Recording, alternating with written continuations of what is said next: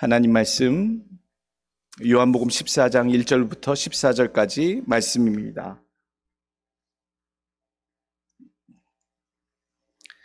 하나님의 말씀 요한복음 14장 1절부터 14절까지의 말씀 봉독합니다. 너희는 마음에 근심하지 말라. 하나님을 믿으니 또 나를 믿으라. 내 아버지 집에 거할 곳이 많도다. 그렇지 않으면 너희에게 일렀으리라. 내가 너희를 위하여 거처를 예비하러 가노니 가서 너희를 위하여 거처를 예비하면 내가 다시 와서 너희를 내게로 영접하여 나 있는 곳에 너희도 있게 하리라. 내가 어디로 가든지 그 길을 너희가 아느니라. 도마가 이르되 주여 주께서 어디로 가시는지 우리가 알지 못하거늘 그 길을 어찌 알겠사옵나이까? 예수께서 이르시되 내가 곧 길이요 진리요 생명이니 나로 말미암지 않고는 아버지께로 올 자가 없느니라. 너희가 나를 알았더라면 내 아버지도 알았으리로다. 이제부터는 너희가 그를 알았고 또 보았느니라. 빌립이 이르되 주여 아버지를 우리에게 보여 주옵소서. 그리하면 족하겠나이다. 예수께서 이르시되 빌립아 내가 이렇게 오래 너희와 함께 있으되 네가 나를 알지 못하느냐? 나를 본 자는 아버지를 보았거늘 어찌하여 아버지를 보이라 하느냐? 내가 아버지 안에 거하고 아버지는 내 안에 계신 것을 네가 믿지 아니하느냐? 내가 너에게 이르는 말은 스스로 하는 것이 아니라 아버지께서 내 안에 계셔서 그의 일을 하시는 것이라. 내가 아버지 안에 거하고 아버지께서 내 안에 계심을 믿으라. 그렇지 못하겠거든 행하는 그 일로 말미암아 나를 믿으라. 내가 진실로 너희에게 이르노니 나를 믿는 자는 내가 하는 일을 그도 할 것이요 또한 그보다 큰 일도 하리니 이는 내가 아버지께로 감이라. 너희가 내 이름으로 무엇을 구하든지 내가 행하리니 이는 아버지로 하여금 아들로 말미암아 영광을 받으시게 하려 함이라. 내 이름으로 무엇이든지 내게 구하면 내가 행하리라.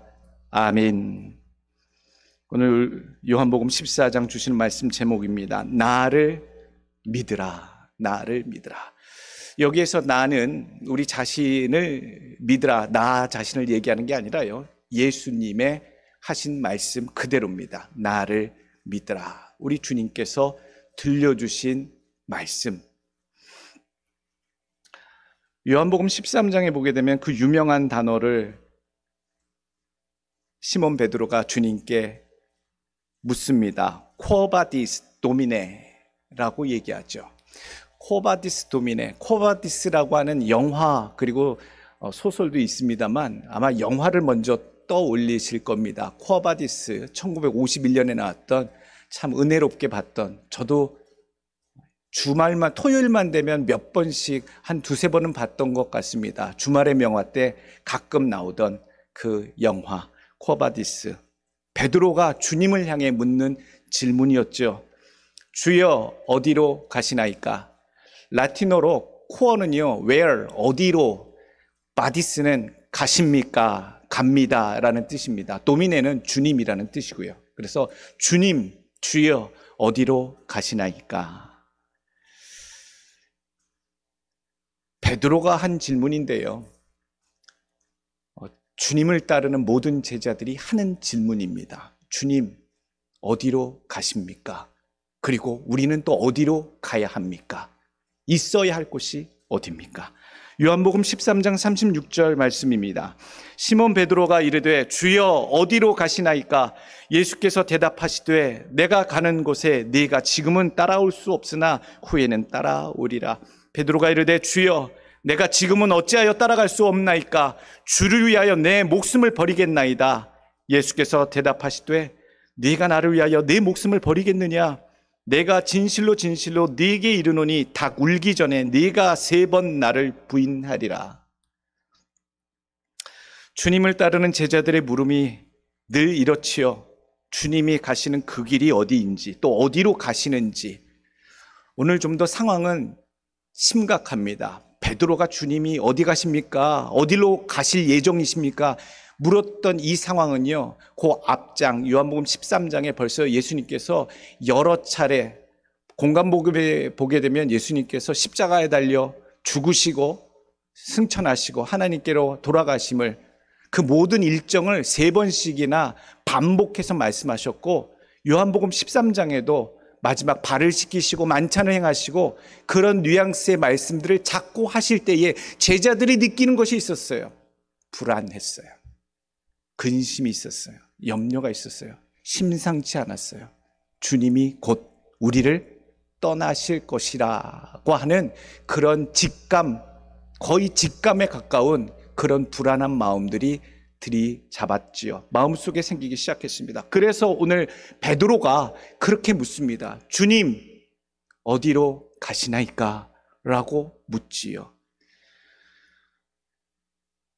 나의 인생 가운데 비슷하게 질문을 참 많이 했었습니다. 하나님, 목회, 하나님이 맡기실 그 길, 하나님 어디로 가야 합니까? 무엇을 해야 합니까?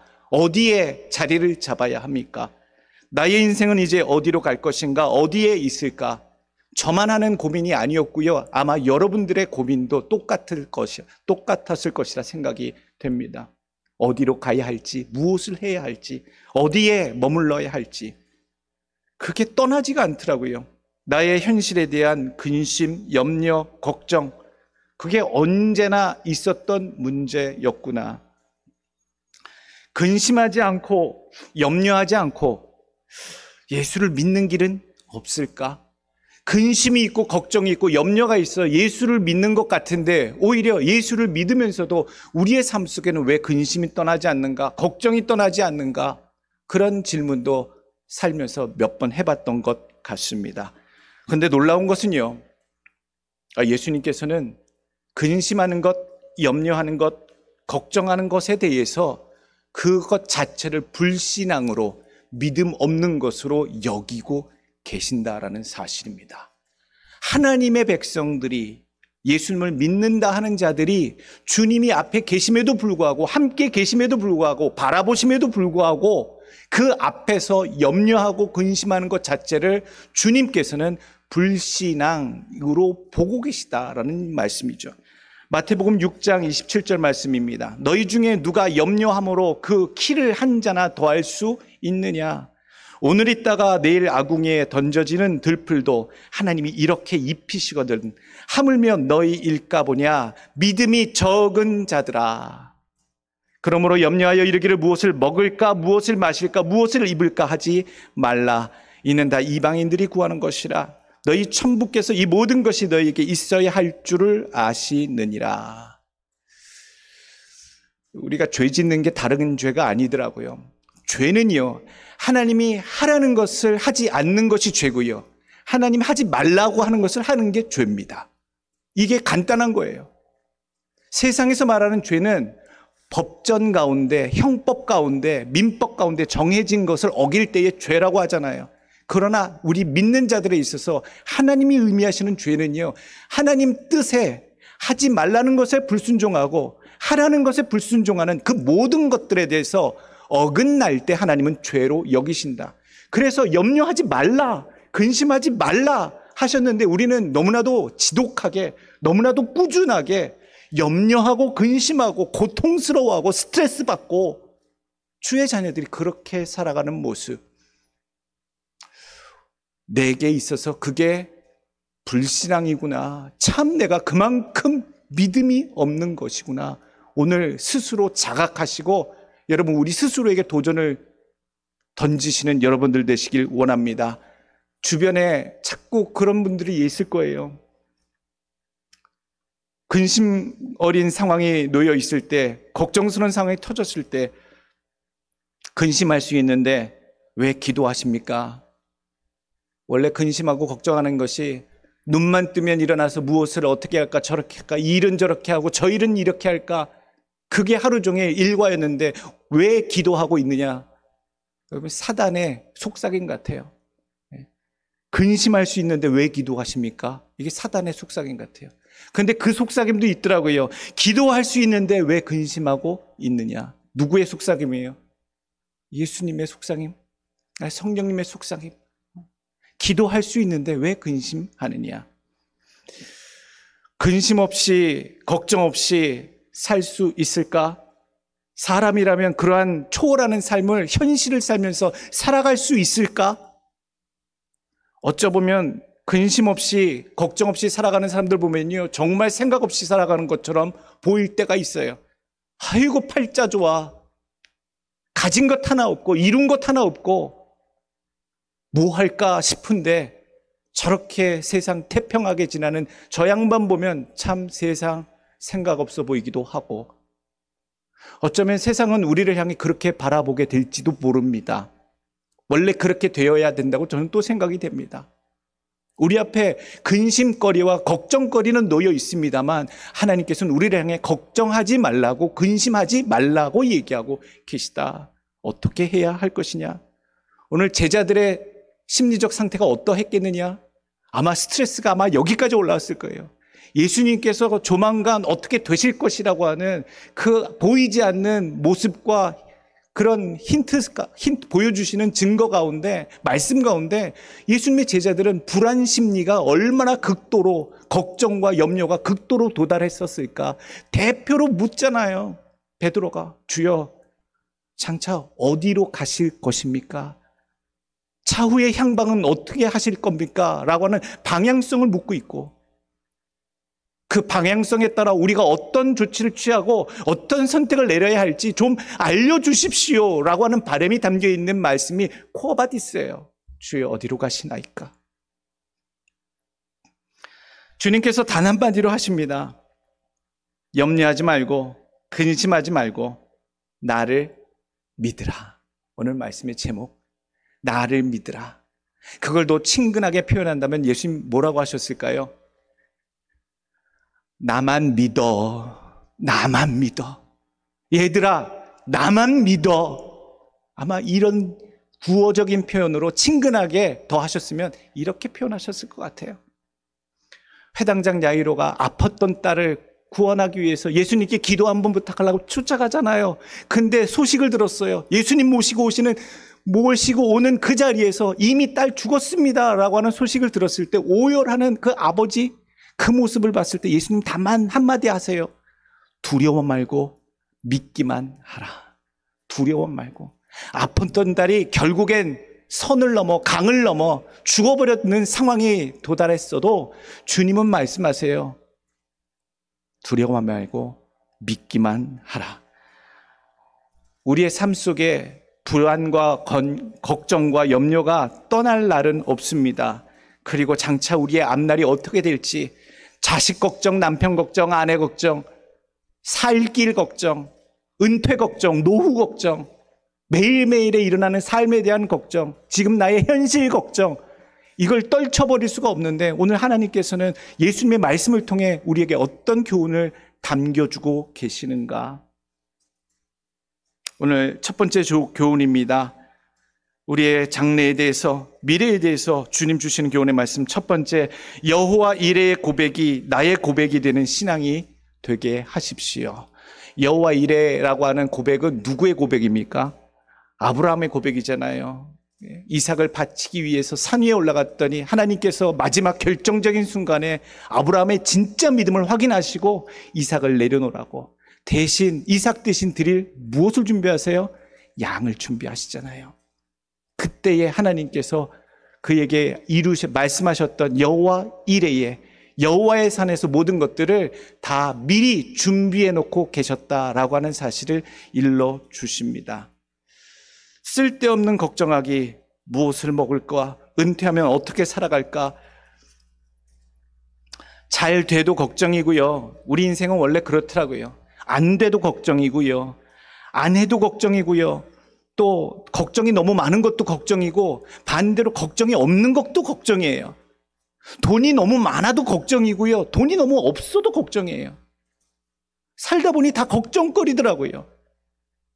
이 걱정거리, 금신거리, 염려거리를 어떻게 우리가 해결하며 주 앞에 믿음의 모습으로 서가며 살아가게 될 것인가? 주님께서는 장래에 대한 염려와 걱정, 장차 믿는 자의 앞날에 대한 모든 일에 대해서는 걱정하지 말라, 염려하지 말라, 이전 말씀에 답을 주고 계세요. 내 아버지 집에 거할 곳이 많도다. 그렇지 않으면 너희에게 일렀으리라. 내가 너희를 위하여 거처를 예비하러 가노니 가서 너희를 위하여 거처를 예비하면 내가 다시 와서 너희를 내게로 영접하여 나 있는 곳에 너희도 있게 하리라. 준비하러 가신다는 거예요. 미리 예비하러. 신부를 정혼식 올리고 그 정할 신혼살림을 꾸밀 거처를 준비하러 떠나는 신랑처럼 예수님께서 신부된 주의 백성들, 그의 교회를 위하여 주님께서 그 거하실 거처를 준비하러 가신다. 그리고 다시 오실 것이다. 준비하러 가시는 예수님이 이미 계시다. 우리들의 앞날에 대해서 이미 준비하고 계신 예수님이 앞서 계신다. 여러분들, 아브라함의 여호와 이레가 아니라 여러분들의 여호와 이레입니다의 고백이 되시길 간절히 원합니다. 하나님이 준비하십니다. 빌립보서 4장 19절 말씀, 나의 하나님이 그리스도 예수 안에서 영광 가운데 그 풍성한 대로 너희 모든 쓸 것을 채우시리라. 하나님 곧 우리 아버지께 세세 무궁하도록 영광을 돌릴지어다. 아멘. 노후에 걱정되셔서 어떻게든 긁어모으고 쌓아놓으시려고 집착하지 마십시오.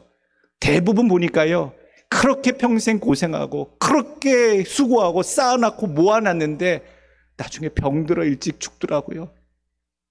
다 누리지도 쓰지도. 우리 인생이 그렇더라고요.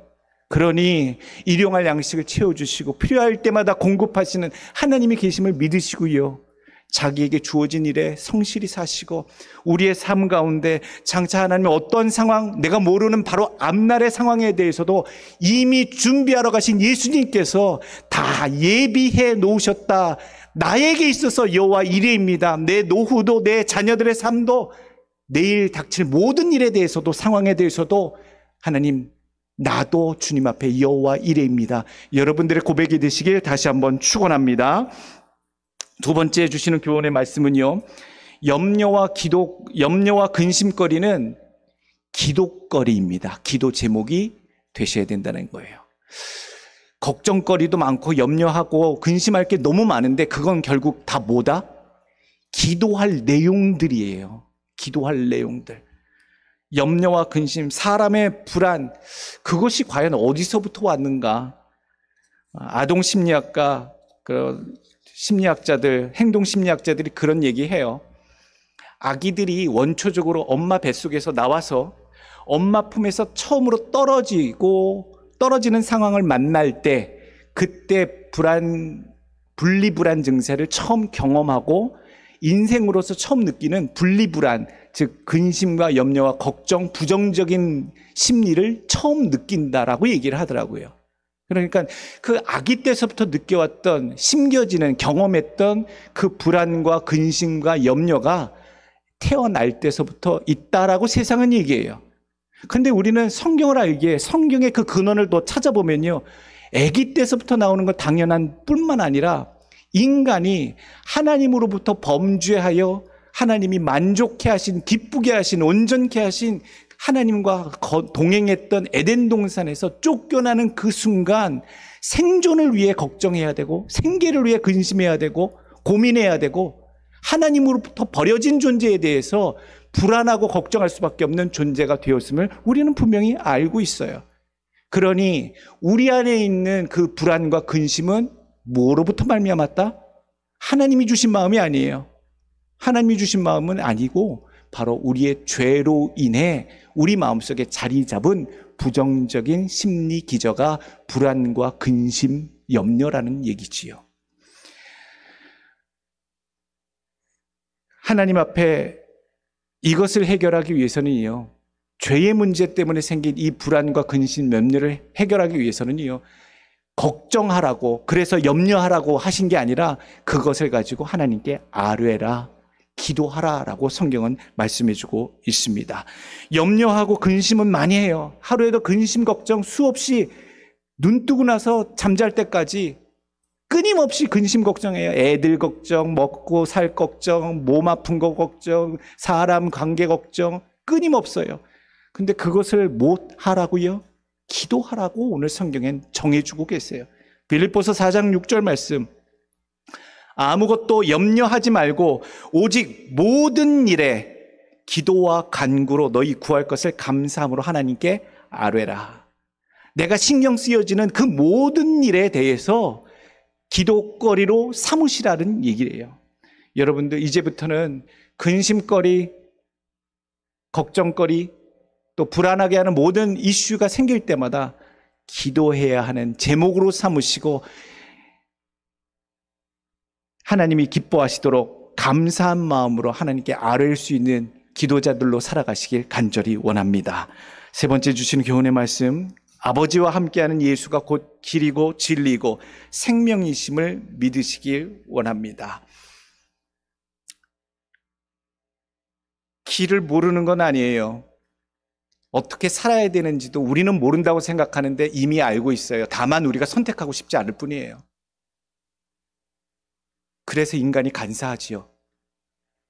도대체 목사님, 답을 모르겠어요. 어떤 선택을 하며 어떤 길을 가야 하며 내가 도대체 무엇을 해야 할지 모르겠어요 라고 질문들을 하시지만 믿는 자로서 이미 답은 다 알고 계시고 가지고 계세요. 다만 그것이 하기 싫을 뿐이고 어려울 뿐이라 선택하지 못할 뿐이지요. 오늘 4절 말씀 예수님께서 말씀하십니다. 내가 어디로 가든지 그 길을 너희가 아느니라. 도마가 이르되 주여 주께서 어디로 가시든지 우리가 알지 못하거늘 그 길을 어찌 알겠사옵나이까. 예수께서 이르시되 내가 곧 길이요 진리요 생명이니 나로 말미암지 않고는 아버지께로 올 자가 없느니라. 다 각기 다 다른 인생길 가잖아요. 그 길 끝에 누가 서 있길 원하십니까? 그 길의 끝에 누구를 만나길 원하십니까? 여러분들의 인생의 끝 마지막에 예수님이 계시길 원해요. 아버지가 계시길 원해요. 살다 그렇게 살아왔던 그 인생 끝이 과연 무엇이었는지, 그래서 예수님께서는 너희가 그 길을 다 안다라고 얘기하고 계세요. 근심 걱정의 상황에서 어떤 선택, 어떤 길을 택해야 하는가, 문제를 만났을 때 어떤 답을 얻어야 하는가, 그리고 그 길을 선택할 때에 과연 내가 망하겠는가 생명을 얻겠는가 고민할 때에 오늘 답은 주셨어요. 내가 곧 길이고 내가 곧 진리고 내가 곧 생명이라로 예수님이 얘기해 주고 계세요. 그걸 적용하시면 쉬워요. 제자의 길 가야 하는데, 믿는 자로서의 삶을 내가 아는데, 예수님이라면, 지금 예수님이시라면 제자된 내게 어떤 길을 가라고 알려주시고 가르쳐 주셨을까? 주님은 이런 길을 선택하셨을 거야. 이 길을, 이 방법을 선택하셨을 거야. 예수님의 방식이라면 어떤 길을, 어떤 방법을 선택하셨을까? 예수님이라면 어떤 답을 주셨을까? 이미 주님이 가르쳐 주신 답 가운데 진리가 담겨 있잖아요. 그래서 예수와 동행하는 자가 이미 답을 가진 자이고요, 예수님이 함께하는 자가 이미 진리와 동행하는 자가 될 줄로 믿습니다. 그리고 그와 함께하는 그 길 자체에 세상에서는 때로는 보잘것없고 남는 것 없는 인생처럼 보일지라도 예수와 함께하는, 예수의 선택했던 그 길을 따라 사는 자는 그 길에 생명이 담기게 될 줄로 믿습니다. 그래서 오늘 쿼바디스, 주여 어디로 가시나이까? 라고 묻는다면 주님께서 답을 주세요. 12절 말씀 딱 나오지요. 내가 아버지께로 감이라. 아버지께로 간다고요. 그래서 그 길 너희도 따라올 수 있도록 너희 앞에 내가 걸어갔던 그 길이 너희의 길이 되길 원하고, 내가 선포했던 교훈의 말씀이 너희들의 인생의 진리의 답이 되길 원하고, 너희가 생각했던 모든 선택과 그 길 자체가 망하는 길이 아니라 결국 생명을 얻는 구원의 길이 되길 원한다라고 말씀하시며, 내가 곧 길이요 진리요 생명이라 라고 예수님이 답을 주고 계시는다. 여러분들의 삶 속에 고민되실 때에, 선택장애에 빠질 때에 무엇을 할까 저렇게 할까, 이렇게 하자니 돈을 벌겠고, 이렇게 하자니 신앙을 잃겠고, 이렇게 하자니 이걸 잃겠고, 이렇게 하자니 이걸 얻겠고, 여러 가지 인생의 갈림길의 선택이 있을 텐데, 예수님이 행하셨던 그 길, 그 패턴, 그 방식, 그게 길이입니다. 그리고 무슨 문제를 만나시거든 예수님이 그런 문제에 비슷한 상황 속에 만났던 사람들이 고민했던 그 상황 속에서 건네주셨던 그 답변이 내게 진리의 답이 되시는 줄 믿으시길 바랍니다. 그리고 함께 하시는 그 길 가운데 하나님이 함께 하시는, 주님이 함께 하시는 생명이, 구원의 생명이 담기게 되실 줄 믿습니다. 마지막 주시는 교훈의 말씀, 근심 걱정 많다고 그랬는데 하지 말아야 할 근심은 하지 마시고 해야 하는 근심은 꼭 하십시오. 근심하지 말라 했는데 성경에 보니까요, 더 찾아보면 우리가 꼭 근심해야 하는 요소, 근심해야 하는 것들도 있더라고요. 무엇을 또 근심해야 하는가? 고린도후서 7장 10절 말씀 보게 되면 하나님의 뜻대로 하는 근심은 후회할 것이 없는 구원에 이르게 하는 회개를 이루는 것이요, 세상 근심은 사망을 이루는 것이니라. 그러니까 근심이 두 가지가 있다라고 얘기하죠. 우리의 죄성과 우리의 세상에 속한 세상 근심이라고 표현됐고요, 하나님의 뜻대로 하게 하는 근심, 하나님의 뜻이 담긴 근심도 있다라고 성경은 이야기해 줍니다. 근데 그 두 가지 근심 중에 해야 할 것이 있어요. 어떤 근심 하시라고요? 구원에 이르게 하는 회개를 만드는 근심은 우리가 해야 한다. 언제? 하나님의 말씀을 들으실 때, 찔리실 때 근심스럽잖아요. 난 이렇게 안 살았는데 오늘 목사님 말씀 보니까 엄청 나를 치대. 여러분, 그런 느낌 안 받으십니까? 너무 찔렸어. 내 뒷조사에서 내 얘기를 하는 것 같았어. 이런 상황들이 늘 날마다 있어요. 그것이 나를 근심케 하잖아요. 그럴 때, 나를 찌를 때, 나를 근심케 할 때 그것을 가지고 쳐내라는 소리, 내 소리는 아닐 거야, 나는 상관없어, 나는 이거 못해, 이렇게 하지 마시고 하나님의 말씀, 하나님의 진리를 찔린 자, 근심케 되는 자는 회개하심으로 구원에 온전케 이르는 믿음들 모두 되시길 간절히 원합니다. 그렇게 대부분 가시더라고요. 목사님, 너무 많이 찔려서 회개하고 은혜 받았어요. 근데 100명 중에 한 명은요, 그런 분들도 계세요. 목사님, 왜 스트레스 받게 해요? 왜? 그런 분들도 계세요. 하나님 뜻대로 말씀에 부딪혀서 스트레스 받는다고. 여러분, 받으셔야 돼요. 말씀을 통해 들었을 때 찔리셔야 돼요. 하나님의 뜻대로 분투하며 사는 자들에겐 하나님의 말씀이 위로가 되고요, 하나님의 뜻에 벗어나서 방황하는 자들에겐 찔림이 돼요. 그러므로 내가 주의 말씀을 들었을 때 찔림이 있다면 상당히 벗어나신 거예요. 살기 위해서는, 구원받기 위해서는 여러분들 구원에 이르게 하는, 회개를 이루는 근심할 수 있는 지혜가 있기를 간절히 원합니다. 다른 근심은 하지 마세요. 세상이 주는 근심은 사람을 결국 자살하게 만들어요. 죽게 만들고요, 좌절하게 만들고요, 절망하게 만들고요, 힘들게 해요. 근데 하나님이 하게 하시는 근심은 회개케 해서 구원에 이르게 하신다. 오늘 여러분들의 삶 속에 하나님의 말씀에 큰 근심에, 회개에 늘 이르게 되는 구원함이 있기를 간절히 원합니다. 디모데전서 6장 10절 말씀, 돈을 사랑함이 일만하게 뿌리가 되나니 이것을 사모하는 자들이 미혹을 받아 믿음에서 떠난 많은 근심으로써 자기를 찔렀도다. 또 에베소서 4장 30절 보게 되면 우리가, 하나님의 사람들이 자꾸 세상의 근심, 하나님이 원하시지 않는 근심을 하게 되면 성령께서 괴로워하십니다. 굉장히 괴로워하세요. 에베소서 4장 30절 말씀, 하나님의 성령을 근심하게 하지 말라. 너희 안에서, 그 안에서 너희가 구속의 날까지 인치심을 받았느니라. 로마서 8장 26절, 이와 같이 성령도 우리의 연약함을 도우시나니 우리는 마땅히 기도할 바를 알지 못하나 오직 성령이 말할 수 없는 탄식으로 우리를 위하여 친히 간구하시느니라. 아멘. 예수님 이제 떠나가신다라고 하는 불안한 상황을 맞이하는 제자들에게 오늘 예수님 자체가 이미 답이시다라고 일러주십니다. 그리고 그 예수님 안에 하나님이 계시고 그 하나님께서 이 모든 것들에 대한 준비, 앞날을 예비하고 계시고 그것을 직접 준비하러 아들이 아버지께로 간다라고 친히 설명해 주셨습니다. 요즘 흉흉한 때를 참 살아갑니다.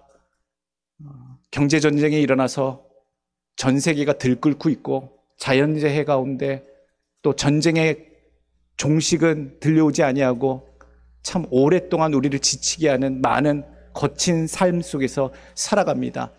여러분들 삶 속에 근심과 걱정이 떠날 날이 없습니다만 오늘 주시는 말씀처럼 어떤 상황에서도 근심과 염려를 기도 제목으로 바꾸시고 나의 불신앙을 하나님께 부끄러운 것으로 여기시고 하나님이 하시게 하는 근심만, 구원을 이루는 회개의 근심만 하시고 또 하나님이 우리에게 알려주시는 예수 그리스도가 길이고 진리고 생명이 되심을 우리 안에 답으로 열고 알고 살아가시는 여러분들 되시는 간절히 바랍니다. 기도하겠습니다.